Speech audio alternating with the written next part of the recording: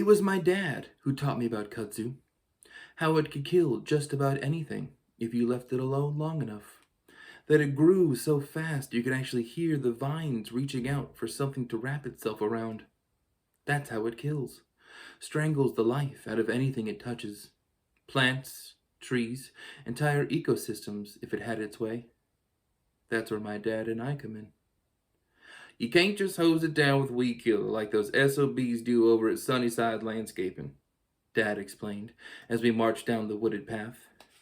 Even if all those chemicals didn't kill whatever it was they were trying to save, they still have to pull all the dead vines down afterwards. Nope, our way's better. Just rip it all down at once. We've been hired by someone at the mayor's office to clear out some old government building deep in the backwoods of Johnston County. Apparently, it was an old research building whose funding dried up when the gas crisis of '73 hit. They wanted to reissue the building for storage, but they needed all the kudzu that had taken over the area gone first. It was little past 8 in the morning, and the sun was still working its way into the sky. It's Japanese, you know, said Dad a few minutes later. What is? I asked, distracted by the cold October air. Fall was always an annoying time of year to work. The mornings were freezing, but by 12 o'clock you were sweating through your thermals. Kudzu, he continued. It's Japanese, introduced in the 1876 at the Centennial Exposition up there in Philly. Right. Well, think about it. Despite humanity's best efforts, this plant has not only survived the last 100 or so years, but it's also managed to spread out all over the East Coast and beyond. Hell, you could probably find it down in Mexico if you knew where to look. What's your point? I switched the heavy cooler with our lunches from one hand to the other. No point, really. I just don't trust something that determined is all. 30 minutes later, we found the building. The path opened up to a man-made clearing the size of a football field, and what we saw then made us stop in our tracks. Every inch of the upper canopies and the surrounding trees were covered with kudzu, interlacing vines that cascaded down like still green waterfalls, spilling out across the ground, forming an emerald carpet of leaves where a small square-shaped building stood alone at its center. It, too, had been claimed by the vines. Christ, it's going to take us days to clear all this out, said Dad as he put down the pair of loppers he'd been carrying. He unhooked the cell phone clipped to his belt and dialed a number. As it rang, he started mumbling to himself. Call me out in the middle of nowhere, paid after the job's done, two-man job, my ass. Puffs of warm breath filled the air around me as I tried to make out what color the building was. A few seconds later, Dad hung up the phone. Great. That's just great, he grunted, clipping the phone back into his belt. Nobody answered. God dang politicians, they're all the same. You want to head back? I asked, missing the warmth of our Chevy. He looked out over the clearing and then back down the path we'd just walked. Nah, we can at least do the building today. If they want us to come back tomorrow, they'll just have to pay us up front for it. We put on our work gloves and cleared a small trail leading from the door of the building to the main path, piling the ripped-up vegetation on either side. With the loppers, I cut away at the vines surrounding the door. They fell to the ground like used rags. I bent down to pick them up when something sharp stabbed me through my work glove. I gave a sharp yelp as I reeled back in pain. Something get you? Asked Dad, who had seen his share of snakes on the job. I don't know, I said, inspecting my hand. A small hole had punctured through the center palm of my glove. I poked at it with a finger for a bit, but it wasn't until I felt the warm dribble of liquid running down my elbow did I realize I was bleeding. Something got me, all right. I removed the glove to a mess of sticky crimson. Dad gave me a bottle of antiseptic spray and a bandage. While I wrapped my hand, Dad went over to the pile of vines by the door. Found the culprit. He bent down and plucked a small raven skull from the pile. Poor thing. Must have gotten tangled up by accident. He tossed the skull over to me. It was smooth to the touch and yellowed with grime. The beak was wide open, like it had died screaming somehow. I studied the skull a bit longer, then placed it into one of the cargo pockets of my work pants. I could hang it from the rearview mirror of the Chevy when we got back. Best to start inside and work our way out, don't you think? Dad asked, then kicked the door in with the heel of his boot. A mountain's worth of pale brown pollen tumbled down from the ceiling, covering him entirely. He hacked and coughed as he fanned the air around him, trying to clear it as best he could. His eyes were coated with the stuff, so I wetted a handkerchief with the water from our cooler and handed it to him.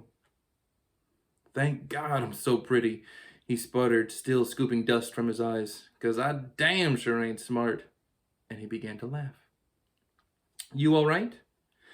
Just give me a minute to catch my breath. Why don't you go in and get started without me? I'll be along. The entire building reeked of mold.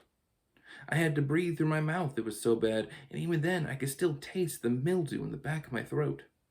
Vines dangled through the cracks of crumbling ceiling tiles, while a layer of dead leaves crunched against the aging linoleum. There were only 3 rooms in the entire building. The main room I was in, a single toilet bathroom, and what I assumed was some sort of office off to the left. The door was closed, so I couldn't be sure.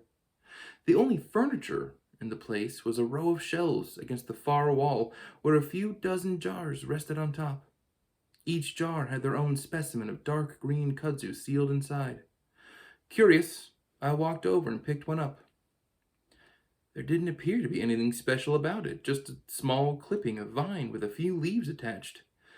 A label had been placed on its side, but exposure to the elements had left it unreadable.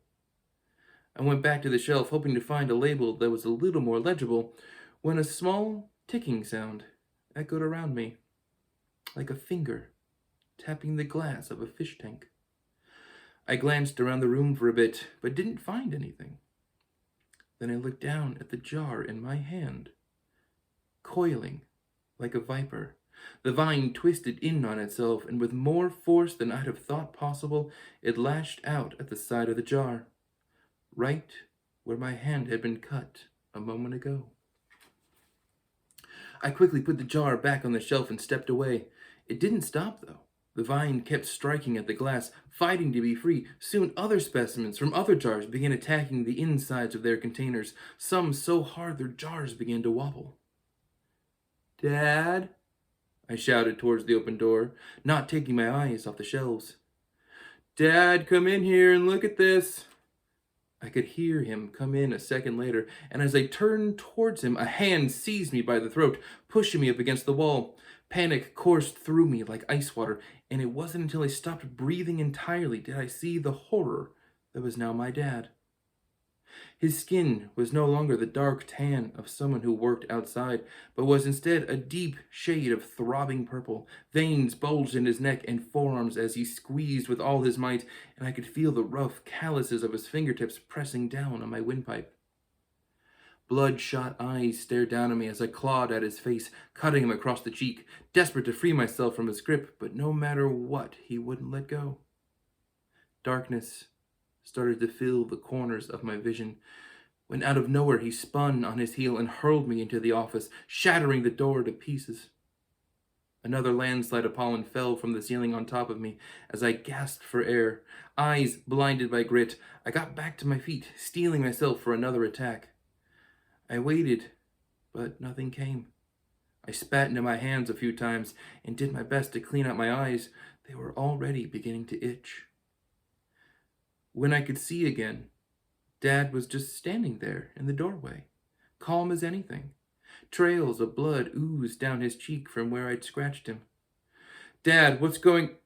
I began to say, but something moved beside me, and I saw then what was waiting for me inside this room. A row of hanged corpses swayed from the ceiling like slabs of meat in a freezer. 8 of them in total, each more rotted down than the last.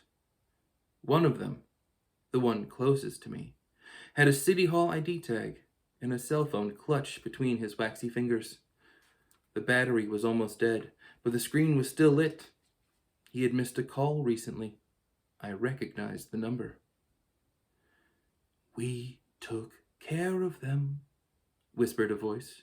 Who said that? I shouted, terrified the man from City Hall was still alive somehow. We did, said the voice. We take care of those whom we embrace. It is our way. I knew that I should have been terrified, that I should be running for my life, but for some reason, I could feel my fear of this place leaving me. So was the pain around my throat. You can take care of me? I asked out loud. It is our way. Warmth began to pour itself through my muscles, through my veins and joints. I felt it cascade down my spine and blossom between my ribs. We will need more, though, the voice hissed. You will? An idea entered my mind, and I held out a hand. Dad walked over to me and handed me his cell phone. It's all right, son, he wheezed. Let them take care of us.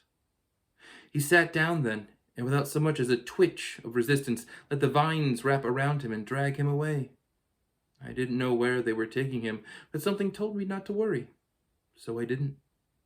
As the scraping sound of my father being dragged against the floor died away, memories flitted through my head on their own until landing on a series of numbers. The phone rang. Then it rang again. Sunnyside Landscaping, this is Brenda. How may I help you today? I looked up. Already the vines were descending from the ceiling tiles, wrapping themselves around me, keeping me warm from the cold outside. It felt so good. Yes. How soon could you send someone out for a job? And that was my story, What You Find in the Kudzu. Thank you for listening.